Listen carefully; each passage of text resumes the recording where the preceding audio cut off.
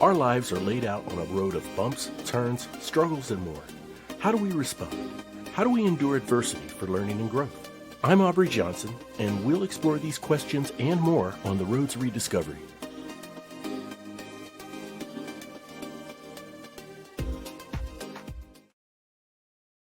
Hello, everyone, and welcome to another great episode of the Road to Rediscovery. I'm your host, Aubrey Johnson. The Road to Rediscovery is about reflecting on life lessons to learn and grow from them, and of course, pay it forward and uplift others who are struggling through dark times. My special guest grew up in a home that was shaped by alcoholism, physical and emotional abuse, and years later lost his daughter in a tragic pedestrian accident just 2 years after she fought and beat cancer. These events and his struggles with grief, addiction, and trauma, while significant, were no match for his faith. Living in Dallas, he's volunteered in hospitals and institutions across the DFW area, speaking to thousands of people battling addiction and mental illness. We're going to talk about how he has managed to navigate through those dark days, as well as his book, Anomaly Miserable, which explores addiction as a response to unspoken pain and unresolved loss. Ladies and gentlemen, let's welcome Mr. Anthony Ysasaga to the show. Hi, Anthony, welcome everyone. to the show. It's so great to have you here, sir. Aubrey, so great to be on. Thank you so much for the privilege of being on today. Appreciate it so much. Oh, likewise, we're so thrilled to have you, sir. Thank And you. we're just gonna take the plunge, okay? And I'd love for us to dive in, Anthony. And if I could ask you humbly to set the stage for us, okay? Share with us what was life like for you growing up, and importantly, the role that anger and rage played in it. Yeah. So I grew up in West Texas. My parents were, I mean, we were poor, but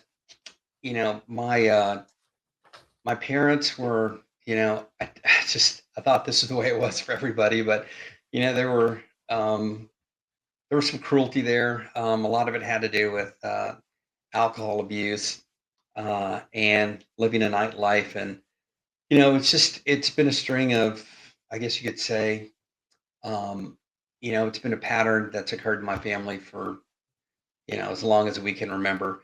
Mhm. But my dad and mom were married 4 years before I was born. And I was an unplanned pregnancy. So my dad was already struggling with life. So having a kid, I don't think was necessarily the best thing Mm. for him.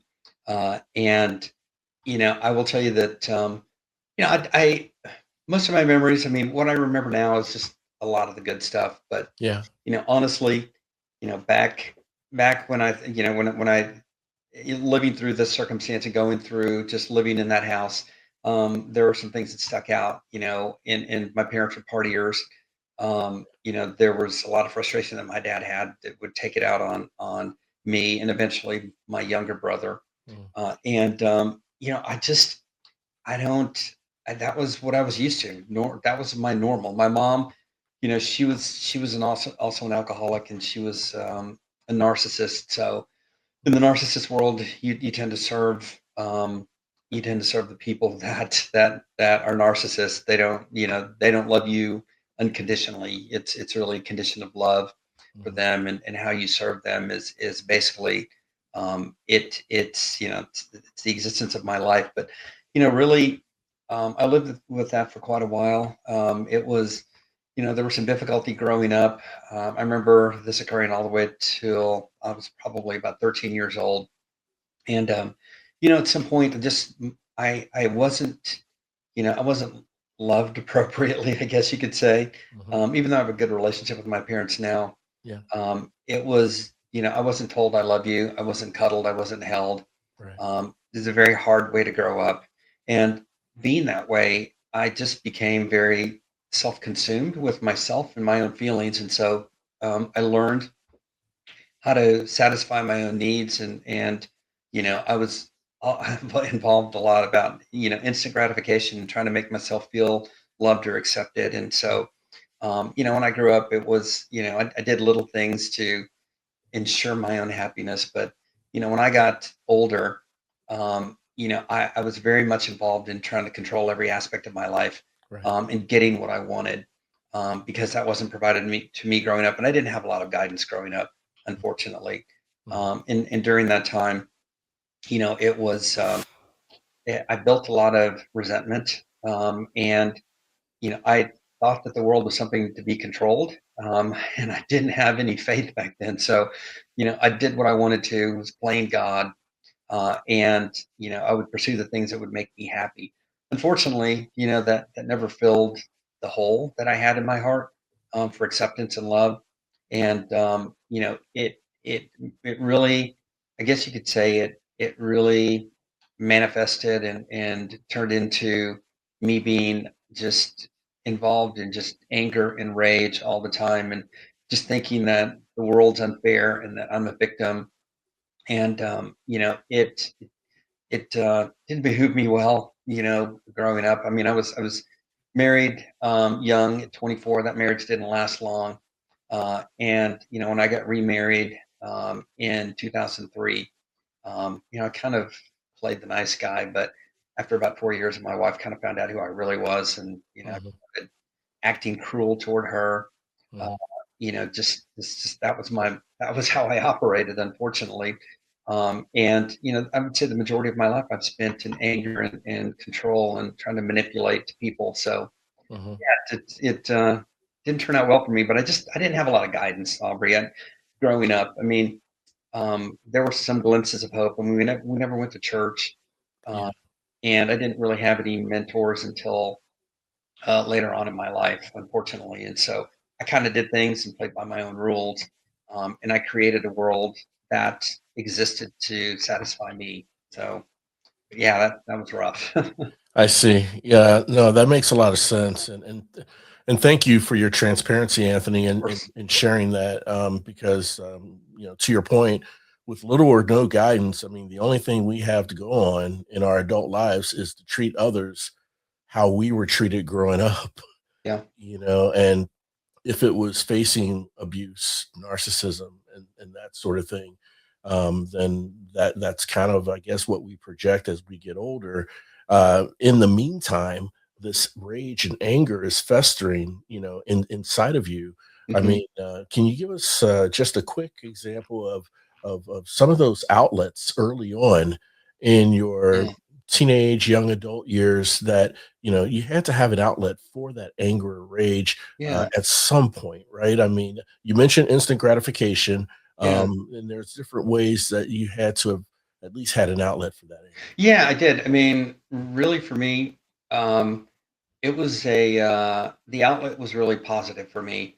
Okay. I was involved in sports in high school, and I Mhm. played football. But Mhm. when I was, finally a professional and I'd gotten myself through college, I become a workaholic, and I channeled all of my aggression and energy into that, because it was instant gratification. Because anytime I would do a good job Yeah. at whatever role that I was in, Mhm.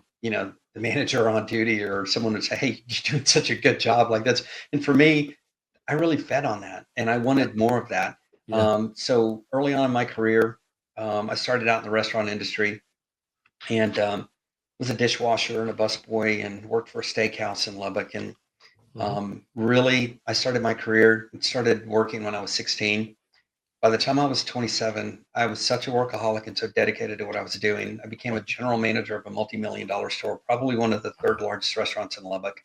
Wow. And for me, that was where I channeled a lot of my energy. But there were moments when I wasn't at work Mhm. that, when I wasn't working, I wasn't doing I wasn't getting the attention that I wanted. Yeah. And I felt like I was losing it a little bit. So there were moments when I started to see, a little problem with alcohol, Yeah. and drug abuse. When I would finish my shift or whatever, Mhm. it'd take me a couple hours to unwind. And I found that alcohol was just a real comfort for me. And, and being an addict and alcoholic for a number of years, it's one of those situations where, when you discover it, you're really trying to solve some mental problems that you've got, and you're trying to create a solution. Like, I wasn't intending to be an alcoholic, but Yeah.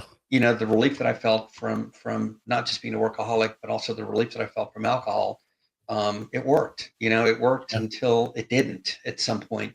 Hmm. And I it really was for me. I never felt like I was weak.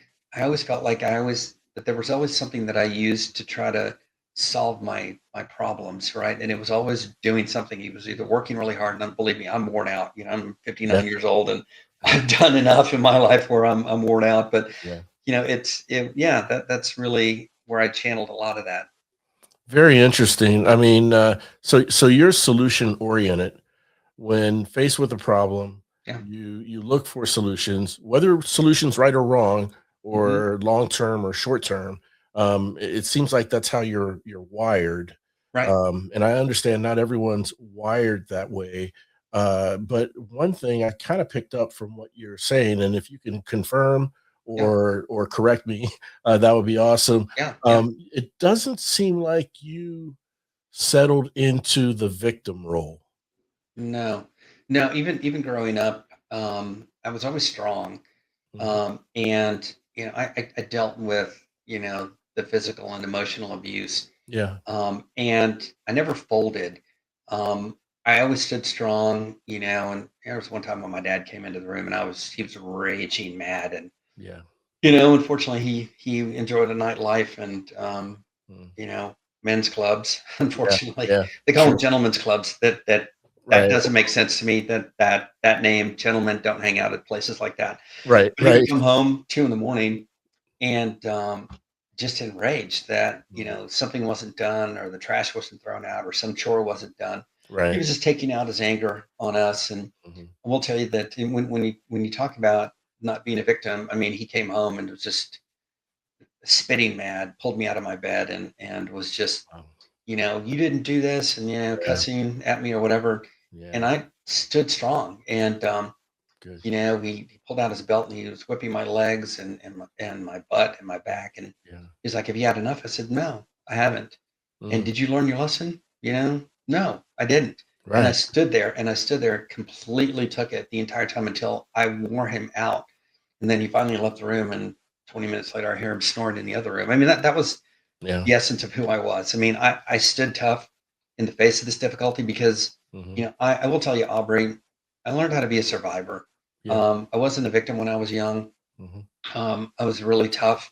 I could take a lot. I just that dysfunction was my normal, and so I just thought I've got to find a way to figure out how to exist in this. So I became a survivor. I became wired to survive, Yeah. and that'll serve you well in childhood. It's not going to serve you well when you're an adult, and I'll get into that a little bit later if we can. Yeah. No, for sure. And uh, did I hear that you took your first drink at 22? Is that Yeah, yeah. So I waited a while before I started drinking, and so I mean, alcohol was not something that I did, and I saw other people, in school do it. And there were some friends that I had, some guy friends that they'd go out, and Mhm. I was involved in FFA. And I remember when I was 16, they all went out, and we were taking care of animals, and we had like a 2-hour break, and this was in the afternoon. And Mhm. they're like, "Yeah, let's go to my dad's house, and let's go It's get a a whole couple beers." stash. Yeah. Yeah, a little stash, Yeah. let's hit my dad's stash or whatever. Right. I never wanted to do that. I just didn't feel like I needed it. Yeah. But yeah, it was 22 when I first decided to have a drink, and it was really just a social occasion. And I was like, Yeah. okay, I'm gonna have a pina colada. They Right. look pretty good. Like alcohol, I mean, growing up, Aubrey, I mean, I smelled beer all the time. I smelled whiskey, and it just was disgusting to me. And Yeah. so, my dad would finish a can or whatever. I'd go by and I'd sniff it, like, and I'd be like, I don't know what the appeal is. So that kind of Right. stuck with me for a while. But Uh-huh. yeah, I regret doing that. I regret taking my first drink when I was that age. I wish I would have done something different. Of And if you don't mind me asking, was that course. sort of a gateway into, say, the drugs? Yeah, it was. It was.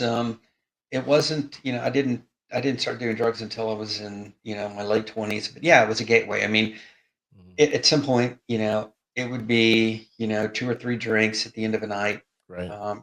For first time I did it, it was first time. I did it one time in a month, and the next month, I do it a couple times a week, and then it finally ended up to be a 4-day-a-week habit. It Yeah. was just me. I'm just, hey, let's go get a beer, let's go get a drink after work. Yeah. Yeah. And at some point, 5 or 6 years down the road, it just stopped serving me in the way that I thought that it could. And somebody had introduced me to, they like, hey, look, if you do this with that, if you do this cocaine with that, you're gonna, it's definitely picked me up, and I was like, no, it's not what I'm gonna do. But I was really peer pressured into it, and I was just like, okay, fine, I'll do a little bit, and Right. Right. when I first did it, it was euphoria that I'd never experienced before, and I was like, "Oh my gosh, this is gonna solve all my problems." Right. Little did I know I was setting myself up for massive failure. So, You yeah, know, it's something that you mentioned that, Anthony. I think that one thing you mentioned earlier, which I found is quite profound, is the different people have different reasons for being introduced to alcohol and yeah, drugs, and different reasons why they do it, and so forth. And one thing I think I heard you mention was, you know, there was an escape, yeah, and this escape allowed you to feel a certain way that mhm, was uh, maybe a complete opposite from how real life events and real circumstances, right, interactions with people right, cause you to feel, especially family members, yeah, right? yeah, And so that escape, is uh, your means was to, I don't know, for lack of a better term, chase that escape, yeah, to be in the midst of that escape. And I think you may have mentioned, or may have read somewhere, that you know you have racing thoughts in your head, yeah, and these racing thoughts, I don't know exactly what they are, okay, but if you don't mind, I'd love for you yeah, to unpack for the listeners what you call mental obsession. yeah, yeah, yeah, yeah. And that's by the way, really good question. So, you know, and I'm going to talk about mental obsession first. So, Okay. majority of addicts that I know have mental obsession, which is also known as OCD. And but mental obsession is where you develop a scenario in your head, Hmm. and that scenario turns into this doom and gloom thing that might actually occur in your life, and you literally start projecting the worst case scenario. Yeah. Like, say that mental obsession will occur. Say that you've got a job, Hmm. and then you're doing some work or whatever, but then this thought will come into your head, like, hey, you're not good enough, you don't deserve this job, you're Right. going to get fired at some point. And I just, if I don't get any feedback, like I was so desperate for feedback and I was so dependent Yeah. on that instant gratification of doing a good job and being told, hey, great job, pat on the back. If Right. I didn't get that for 2 or 3 days, I Hmm. thought they don't like me. Like I don't think they want to employ me. Like my mind will go completely off the rails and say, you know what, you're on your way out. I would literally Aubrey start looking for jobs if I didn't get feedback in 2 or 3 days, because I thought that's it. They're gonna get Really. rid of me. And unfortunately, that's what a lot of addicts have to deal with. Hmm. And your the mental obsession overtakes who you are, Yeah. and it's crippling. I can't even tell you how many moments of mental obsession that I've had. I just I think of this, as it's this thought that completely unwinds into the worst case scenario ever. Yeah. And you want to do everything you can to quiet your mind, and to get around that. And so I'm going to talk about this, and this leads into this. So, Yeah. a lot of people, especially in the audience, might think, hey, addicts, they're just weak people, right? They succumb to addiction, but really, they're really not weak. A lot of addicts that I've known are very smart, and Yeah. they're very good at adapting and adjusting. They're very nimble. What they're trying to do is they're trying to quiet really unbearable emotional pain. Yes. And when I wish more people understood addiction like that. It rarely begins with the desire to escape responsibility. It begins with a desperate attempt to escape emotional pain, and Mhm. it's not the kind of pain that you shake off or sleep through. It's the kind that sits in your chest like a heavy rock, and the Yeah. kind that whispers lies about your worth, and the kind that follows you into every room and makes you feel like you're drowning. And I'm telling you that it took me years to overcome it. But, in the book, I talk openly about the storms inside of me, the grief, the trauma, childhood wounds, Hmm. shame, the pressure to seem normal when I was breaking internally. Just, I wanted to be like everybody else, Aubrey. Yeah. And I was living, I was showing everyone that I was fine on the outside, but on the inside, I was really unraveling. And addicts, they don't wake up and they say, "Hey, I'm going to wake up. I'm going to do what I can to destroy my life." That's not the No. case. No. We're searching for anything that makes the chaos stop, even for just a minute. Yeah.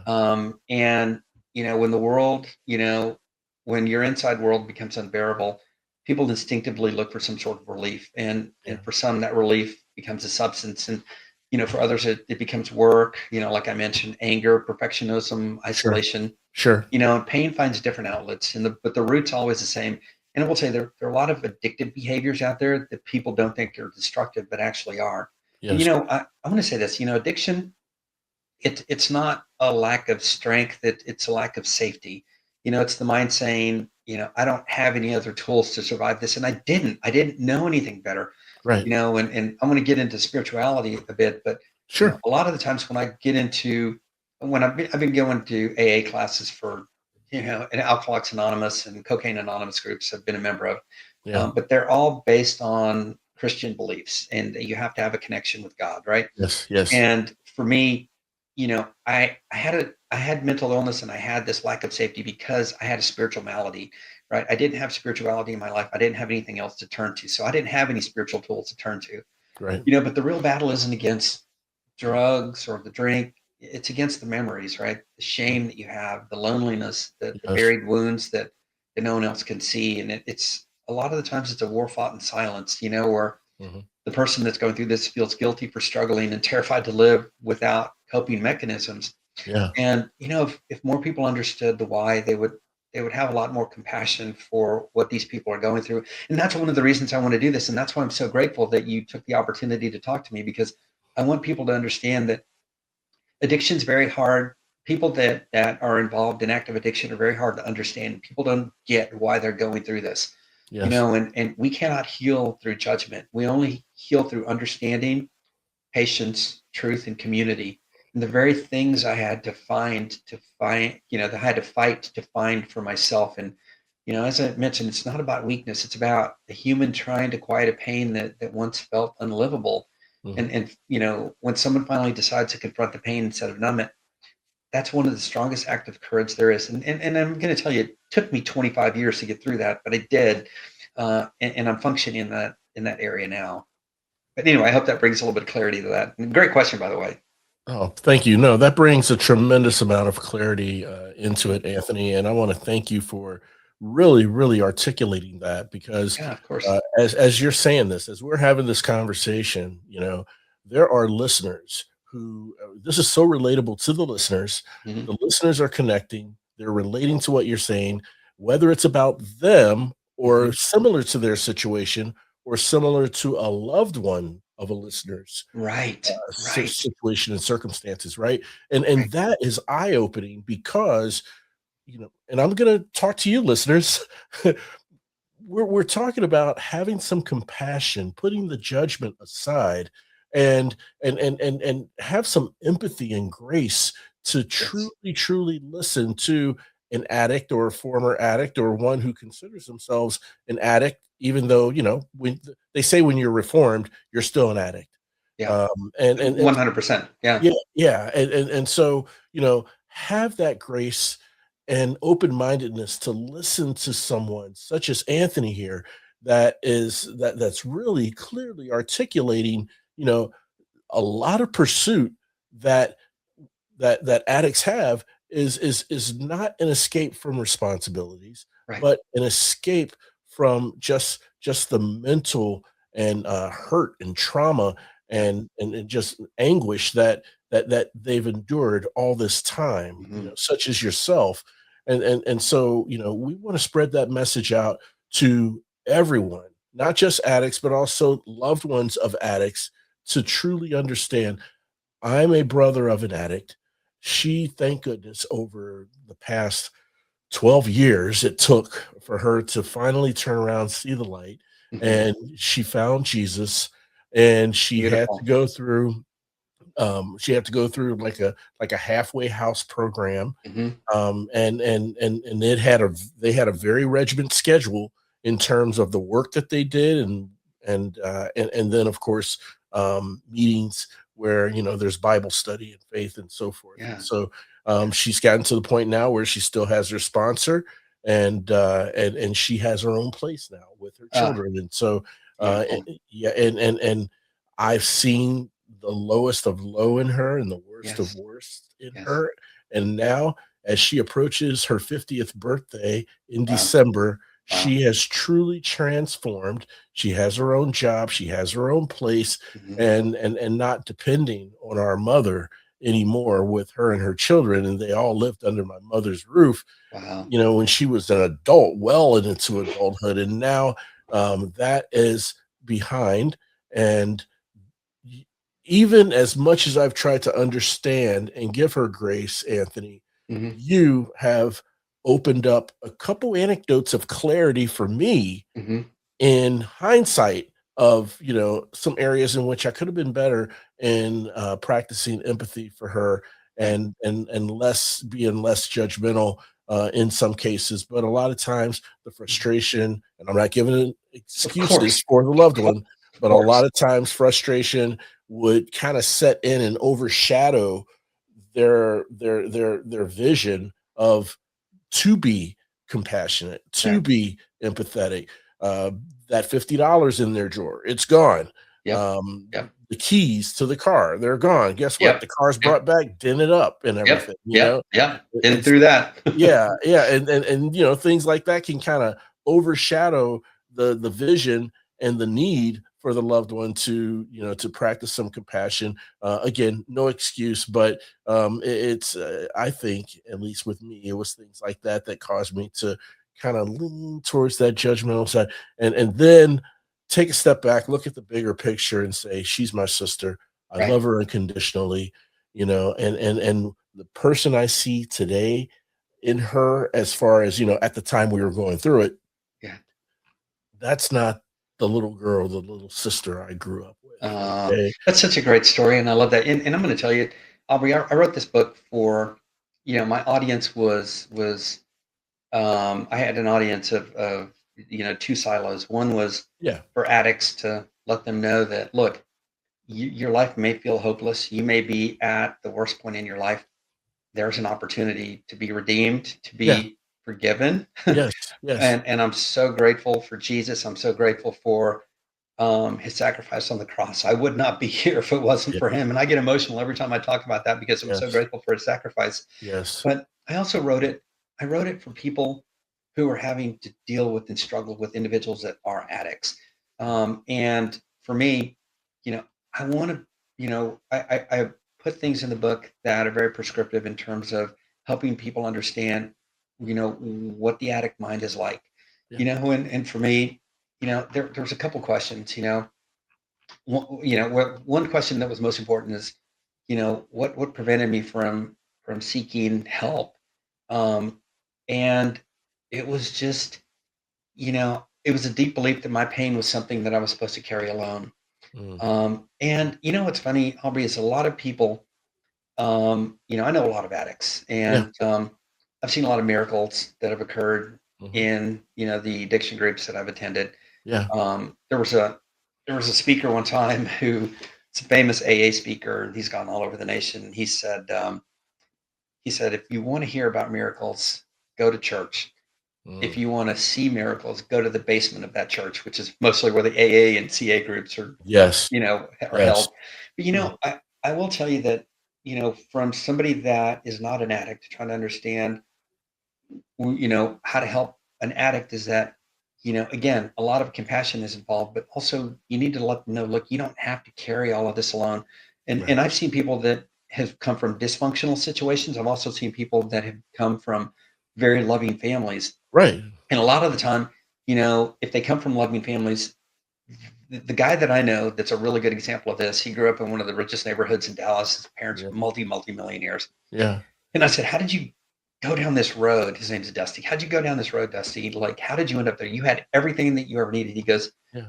I was selfish. They gave me everything that I needed, and I didn't have to struggle for anything. So anytime I had a small challenge, I was just like, life is not fair. And it would be something dumb, right? It would be like the most insignificant thing that wouldn't bother anyone else. Yeah. Yeah. And he said that I couldn't cope with that, and it stressed me out. And he said, I just was turning to alcohol and then eventually ended up turning to drugs. Yeah. So I was like, oh my gosh. I mean, I totally get it. But, back to this topic. So, what really kept me from reaching out for help was, I just, like I said, I thought I was supposed to carry it alone. The shame, the pride, and the years of, you know, learned silence made me Yeah. think that asking for help was really a sign of weakness. And you're going to find a lot of addicts, I would say, 99.9% of them are very prideful, Yeah. and they don't want to talk about, you know, who they are behind the curtains. They don't want to discuss their problems. They want to feel like they're normal. They want to feel like everyone else. Yeah. But in doing so, they tend to isolate themselves, but they tend to hold it in like a pressure cooker, right? Yeah. And they hold it in until they can't. And a lot of the time, and we see this all the time on social media, you see somebody, and by the way, anytime I see anyone blow up, whether it's social media, whether it's at an airport or a grocery store or road rage, Yeah. I always think to myself, I don't have judgment for those people. I'm like, they got to their breaking point, and unfortunately, somebody had a camera right in front of them while they were doing this, and they caught them Yeah. at their worst moment. And I Exactly. I don't like people being filmed in those situations because that's a moment of weakness for them, and they're at a very vulnerable spot. For me, I spent so much time building an image of someone that's strong, capable, and fine. Yeah. I was Yeah. admitting that, I was, admitting that I wasn't okay was like betraying the identity I created to survive. And, Right. I also feared being judged, Mhm. misunderstood, or being seen as broken. Right. When you grow up in dysfunction, you learn early that exposing your struggles can really lead to rejection, criticism, or punishment.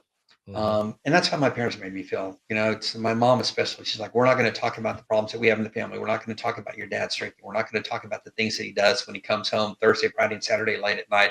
We're Yeah. not going to talk about that. Like we would wake up the next morning and we would be at some social function in the neighborhood, and it would be like everything was fine. And I would just look at my parents like, what? Yeah. Like I'm traumatized with what happened last night. We're not going to talk about it. We didn't talk about it. So I hid, and I pushed through, and I convinced myself that if I just worked harder, ran faster or achieved more, that the pain would eventually go quiet. But the truth is, you know, I Yeah. never reached that point. No. And I really truly believed in my heart that, I didn't feel like I deserved, any help. And, Mm. it wasn't until I began to, I became involved in having to shoulder everything in my life, and Yeah. realized that asking for help wasn't weakness. It was a real act of courage. And, Mhm. once I finally went to, what the breaking point in my life was that, I had gotten married. My wife didn't know I was an addict, for the first 4 years. Within the fifth year, there were signs, and by the sixth year, all the trauma that I'd had in my life, and everything that I'd gone through at that point just started to bubble over. And I was working at a high pressure job, and I had a 4-day weekend planned, and I was like, "This is going to be great." I had a 1.75 liter Yeah. bottle of Jack Daniels, and I Yeah. had cocaine, and I was like, "Man, this is going to be. I'm just going to escape my Yep. reality." But in turn, that Friday ended up grilling some burgers, and we had a propane tank, gas grill in our backyard, and it wouldn't light. One of the burners lit, the others wouldn't, and so I went into a violent rage and started kicking it, started Yeah. slamming it against the wall, and Yeah. eventually the hose broke, and our house caught fire, and I'm newly married, and I've got a couple of young children, and our house is on fire, and I'm the one that caused that. It wasn't until I was in the hotel room that night that I thought, I did this, like I'm responsible for this. And for me, I just finally had to admit, and my wife found out about my drug addiction because I was using at 3 in the morning the night of our house fire, and she just walked in and she's like, "What are you doing? Yeah. Like, are you kidding me? Like, Oh is my. this is this what you've been doing?" And I'm like, and I didn't have anything to say. No. I was just, I couldn't defend myself because I was caught in the middle of it. And it wasn't until probably a few days later that I said, like, there's something wrong with me. And I walked through a meeting of Cocaine Anonymous for the very first time. And for me, that was a real act of courage of saying, you know what, I need to be accountable for what I've done and I need to do something different. And I don't know what to do. And I just knew that these groups had helped other people. And I was like, I'm going to walk in and just see what it's about. But once I heard it and I started hearing these stories of people, you know, talking about their life in a fashion that was like, I did the exact same things that they were doing. I feel exactly like they do, except for the difference between me and them is that I'm acting like I'm normal, but they're actually living normal lives. And I was like, how do I do it? Like, how do I achieve this? Like, I was so interested in learning how they were able to not live with addiction. Like, and really and truly, that was my objective when I first walked in the doors. And, since that time, I'm proud to say that I've been involved in addiction ministry for 7 years. And I just came back from Bonham Prison here in Texas. And, spoke to a ton of inmates and about my story, and I never thought I'd be able to share the story. I just wanted to not I just wanted to not get high and drunk anymore. And Right, right. and next thing you know, that my calling, God's calling was on my life, and it's like, look, we're going to use your message. This is going to be your message, but your message is about glorifying me and your relationship with me, and I want other people to know that, and that's why I'm here, and that's why I'm doing it, and that's why I wrote the book. Oh, 100%. I mean, your story is your testimony, and Yeah, all yeah, glory to God yes, to bring you to who amen. you are and where you are right now, and it's going to be a foundation of inspiration Yeah, for those who listen and hear your story. I mean, what a pivotal time, such a defining moment in your journey.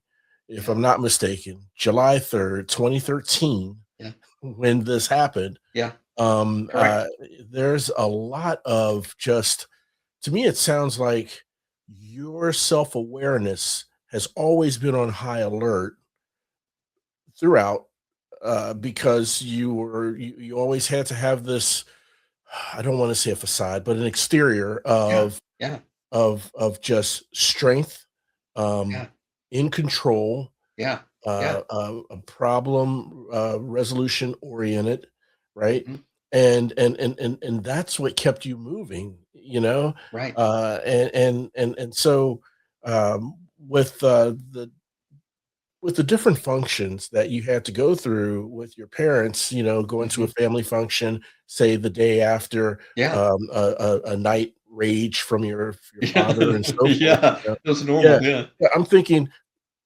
this poor kid, he didn't get to process any of no, this, no, which to me kind of speaks to why it took you 25 years, because none of it got processed.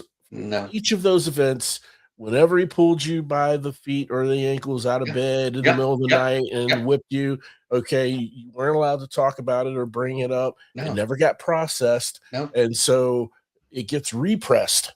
And then over the years, with the courage you have found to turn things around, you have to look back and reflect, and then process 25 years plus of yeah, each of those, undoing what was done. I mean, that's a tremendous, extraordinary amount of courage to do that, yeah, Anthony, much yeah, less have the courage to share your story in prisons, institutions, hospitals, yeah, absolutely, to everyone. So I have to commend you for the courage in doing both, right?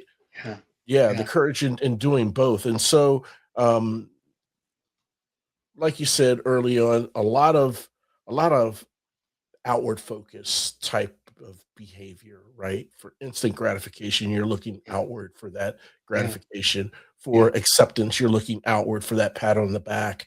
yeah, Good job, good job. Um, yeah. when did you start to look inward for? Yeah, that's a great question. So really got sober in 2017. So I'd been sober for a couple of years, and Okay, I was starting. So the first marriage that I had was a disaster, and my first wife, she just she was my mom all over again. She was a narcissist. She was Yeah. just very not loving, and it was bad. It was a bad marriage, Yeah. and I had two daughters with her, and when um, I was starting to unravel with her because I couldn't take I couldn't take being around her anymore, and I started to unravel. Hmm. I left them, I abandoned them, and I abandoned my daughters, and so she ended up dying of cancer, and then I didn't, really provide compassion for my daughters, and so during that time, I was just thinking about my own needs because Hmm. I became a narcissist. I became very selfish and only consumed with my own needs, and Hmm. Hmm. um, abandoning them and then getting remarried. That was a big thing for me. I held a lot of guilt for Yeah. that. And, Yeah.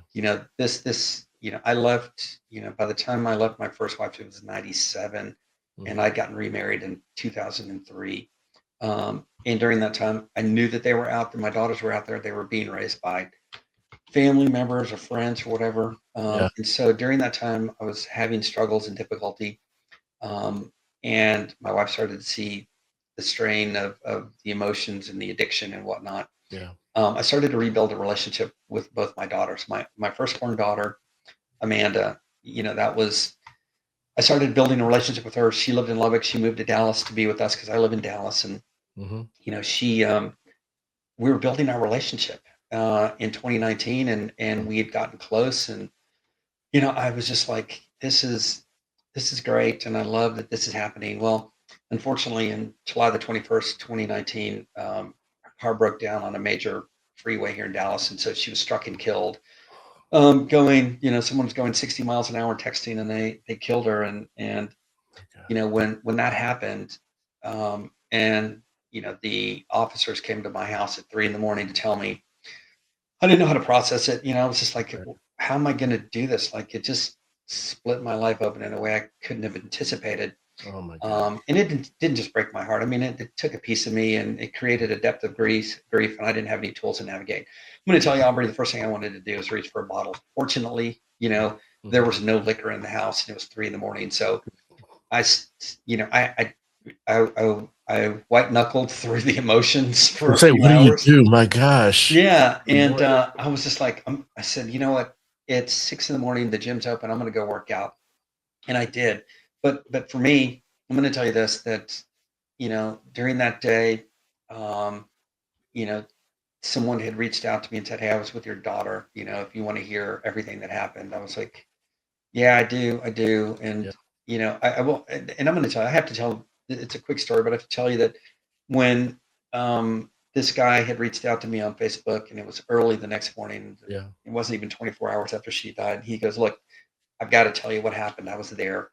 So it turns out he was an associate pastor at First Baptist Church in Wiley, which is about 25 minutes outside of Dallas. And Wow. Yeah. he said, I just felt like God had called me to be there that night. And I'm like, how? What happened? And he said, yeah, I saw her get hit. And I had a truck with a horse trailer behind her, and I as soon as I saw her on the road, I pulled the trailer in front to prevent traffic from running over her again. And Yeah. he said we went over there, me and two other people. We flipped her over, Oh and my she was God. obviously dead. And he said, but one of the ladies was a nurse, and she was like, we need to do CPR. Hmm. She had some damage on her legs, but her torso looks okay. So they gave her CPR, and for about 3 minutes, and they ended up with a heartbeat and low blood pressure, and her eyes opened. And he told me, he was like, I saw her eyes open, and he said, I knew that we had her back, and she had a low pulse. And he said, I could hear the ambulance in the background, the police cars. And he was like, just begging her, just stay with us. If you can, just Right. please Right. stay with us. Yeah. Like, we know that there are people who love you. We love you. Like, we're pulling for you. Just Yeah. stay with us. And Yeah. true story, Aubrey, he told me, he said, Anthony, at that moment, I was overcome and overwhelmed by the Holy Spirit, and the Holy Spirit had commanded me to tell her that she was in God's hands. And so Oh my so he God. told me that. And he said, Anthony, he said, as soon as I told her, he said, that intense grief and trauma that she had on her face melted. And she had this peaceful look in her eyes, and Oh, had started to smile when she passed away. oh And I'm my. going to tell you, that was a breaking moment for me, because I first of all, I already had faith because of what God got me out of Right. addiction. And so it Right. just doubled my faith. And I Yeah. was like, Lord, in Isaiah, Isaiah it says, "Here I am, Lord," right? Right? Yes, And yes. that's what I said to God. I said, "God, here I am. Whatever you need me to do, Mhm. I will do for you."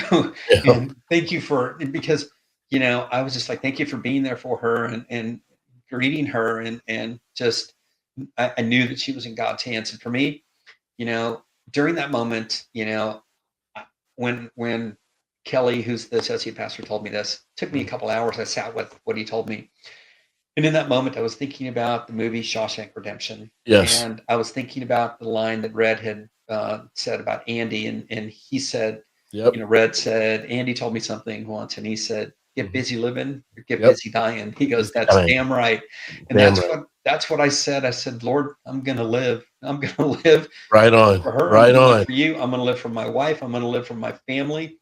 I have two beautiful children with my wife now, and I said, I'm going to live for them and I'm going to live for you and I'm going to do everything I can to serve you." And in that moment, I had God send moments, right? And a guy came into my life and he said, "Anthony, there are moments when I see you when we're out together because I coach the soccer team." He says, "I just see you sitting in silence and I see you looking off into the distance." He goes, "I know that this death is bothering you." He's like, "You need to do something to keep your head above all of this. And I've got a solution. I've got something that you can do." Yeah. And he said, "Why don't you do an Ironman with me?" Because he had already done 13 Ironmans. And I was like, I have no idea. Like, I didn't know much about Ironman. Yeah. And, Yeah. but I knew it was a triathlon. I knew it was a very difficult race. But, Mhm. I just told him, I didn't think it was a good idea initially. But Matt said, look, you're capable of doing it. It's going to keep your head above. It's going to teach you things about your life that you've never learned before Yeah. about achieving difficult and impossible things. Mhm. And so I worked out with him for a couple months, and then he said, "I think you can do it." So I got an Ironman coach, and so, and for the audience that doesn't know, an Ironman is a triathlon. It's a timed triathlon, so you have 18 hours to complete a 2.4-mile open water swim, 112-mile bike ride, and you have to do a full marathon at the end. Some people say, "Hey, I ran a marathon." That's really a big deal, but to Yeah. do all three, you have to do it under 18 hours, and if you don't, um, then you get disqualified and you don't get to get a medal. These medals behind me are all Ironman medals, so I've done 10 of those. Wow. But Amazing. in that moment, what I found is that when I was training, I found that I was able to spend a lot of time with God training. I would spend, a couple hours swimming, maybe 5 or 6 hours on the bike, Yeah. and I'd spend maybe, every single time an hour and a half to 2 hours running Yeah. 6 times a week. And in that closeness, and in that opportunity, just to listen to God's voice and what He wanted me to do with my life. Yeah. There came a time when the Holy Spirit had delivered the name anonymously miserable. And I was like, what was that? Like, what is that? I've never heard of that. Yeah. Anonymously miserable. And then I was basically told, "That's the book you're going to write." And of course I try to push back. I'm like, Wow. "I've never written a book. I'm not a therapist. I'm not a psychologist." Yeah. But the Yeah. Holy Spirit had convicted me and said, "You have everything you need." And Yeah. so that's how this book was born. But yeah, that question that you asked me, that you know, having Amanda die was really a catalyst to a lot of this change. And with that, I really found my why. And my why is my beautiful wife Heidi Yeah. and my children Jake and Madison. Um, they brought so much meaning to my life. And every time I have difficulty and I think about, hey, going back to the old habits, I'm like, no, I've got to fight through and I've got to push through the reality of my life. And if I'm going to have challenges, I don't need to say, "God, why is this happening to me?" I need to, and I'm very disciplined about this. I say, "Lord, what do you want me to do with this?" That's right. And right behind me, I have something that's from Marcus Aurelius that I have to read to you. It's really the essence of who I am as a person. But Marcus Aurelius has a quote, and it says, the obstacle is the way," and it says, "The impediment to action advances action," which means what stands in the way is the way. And so Oh my gosh. I have Yeah. found that the difficulty in Very my life profound. is meant for me to mature spiritually, to strengthen me, Yeah. and to make me someone who is an advocate for the kingdom. And if I can do that, then I've done my job for the Lord. And I work hard and I spend a lot of time in addiction ministry. And I've got two people that I'm supporting now as a sponsor. And I've Yeah. probably got about 260 guys that I've got through this program. and I'm not even done yet. So if anyone out there feels like they're hopeless and it feels like they're at a rock bottom point, please know that if you're able to surrender control of your life and turn it over, God will do that heavy lifting for you. Now, He will craft a plan for you to mature you, and you will get things that'll be put in front of you that won't be necessarily easy, but they're meant to mature you and they're meant to develop you. So please embrace the difficulty and know that if you've got your eyes on God, He's going to get you through this, and He's going to get you through it in a way that you can't even imagine. So right now, I'm living in a fourth dimension of existence. I'm happier than I've ever been, and the challenges are still there, but I've got a resilience and a toughness that I've never had before, and I'm grateful for all of that. And it's all because of God's mercy and His direction in my life.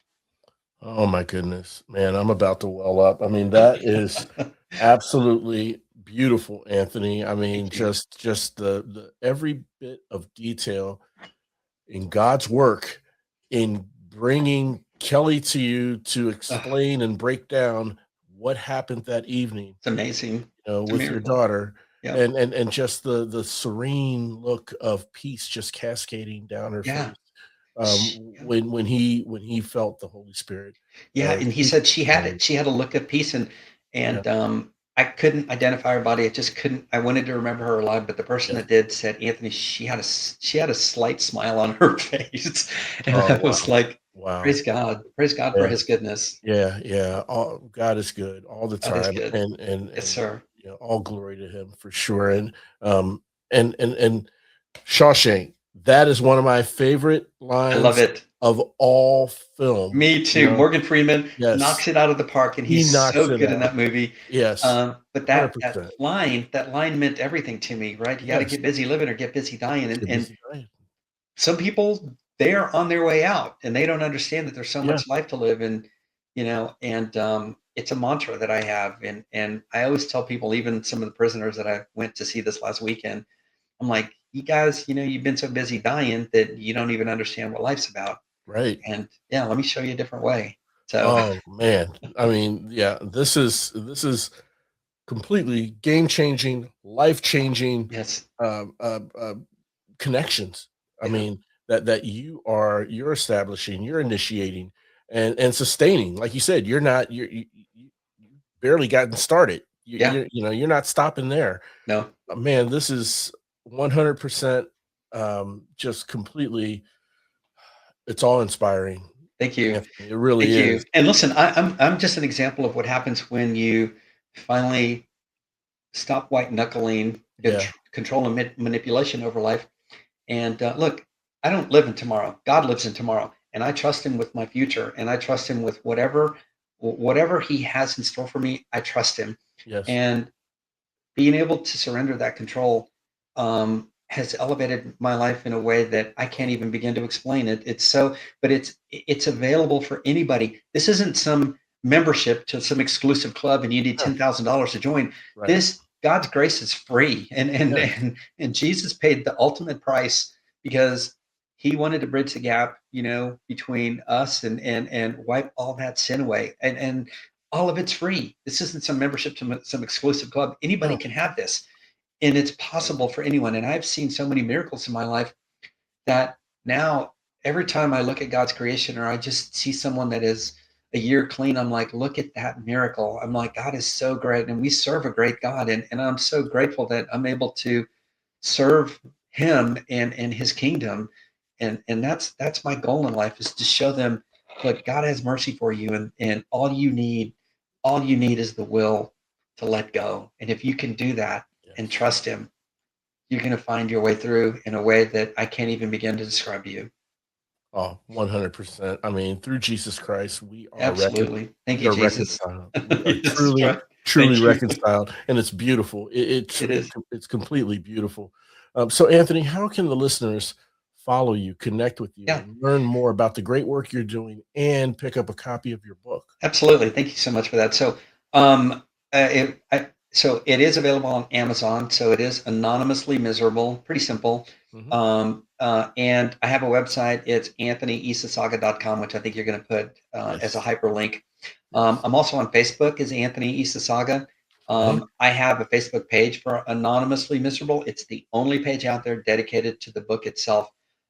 And it will be available. The book will be available in Barnes and Noble within a few weeks. So they've actually reached out to me and they want to load their book into the system. But I'm going to be doing a tour in Barnes and Noble coming to a town near you. So all Great. of this information will be in my website. Oh, fantastic. We're going to It's make thrilling. sure and It's put thrilling. if you put all the information in the website, I'll put the Okay. website in the show notes. You Yeah, know, it's all on the website. So yeah, uh, absolutely. fantastic. And we will make those links available for the Thank listeners you. to click, listen to, read while listening to this wonderful conversation. Thank you. Anthony Ysasaga, you are changing lives uh, at an exponential rate. And I know we all, if we all just did our one part exponentially, we can make this world a better place. You are a force for good in the universe, Anthony. Thank you. I commend you for what you're doing. I want to thank you so much for coming on the show Welcome. and sharing your insights based on your life lessons, based on your journey, based on your pain. I truly want to thank you for that because you have resonated with the listeners. And I think you're offering hope for listeners who are loved ones of addicts to offer some compassion, Yes. step away from that judgmental side, and Yes. look for that root cause. It's more than just, and it's not being removing themselves from irresponsibility or You'd be responsibility. surprised how Yeah, quickly people will open up if you have compassion for them and say, "Look, you don't have whatever 100. you're going through, you don't have to carry it alone. I'm here for you. Like, just Yes, talk to me. I won't judge you. Talk to me." And yeah. you will be surprised at how many people will open up. Oh, 100%. Yeah, just talk to me. Anthony, again, thank you so much for coming on the I mean, show. I thank you for hope. the thoughtful questions and thank you for this podcast. I'm so grateful for you, and you definitely have a gift, and it's been my pleasure. Oh, likewise. No, thank you. We reciprocate. And I want to thank all of you for tuning in and listening. And look, you may feel like this at times, but in our struggles and adversities, our daily struggles and adversities, you're never alone. Oh, And hope is always around the corner. yes, I humbly ask that you please share this show with someone you know, someone you love who needs motivation, inspiration, and support. And when it all comes down to it, we're all just roadies on this journey of life. that's right. That's But it exactly right. feels good. It feels so good having you on the journey with me Thank you. and with Anthony. I It's want to my thank honor. you all for tuning in. Once again, have a great day and we'll chat again soon. Thanks, everyone. We really hope you enjoyed this episode of The Road to Rediscovery. We'd love to hear from you. Shoot us an email at roadtorediscoverypodcast@gmail.com and leave us any questions or comments you may have.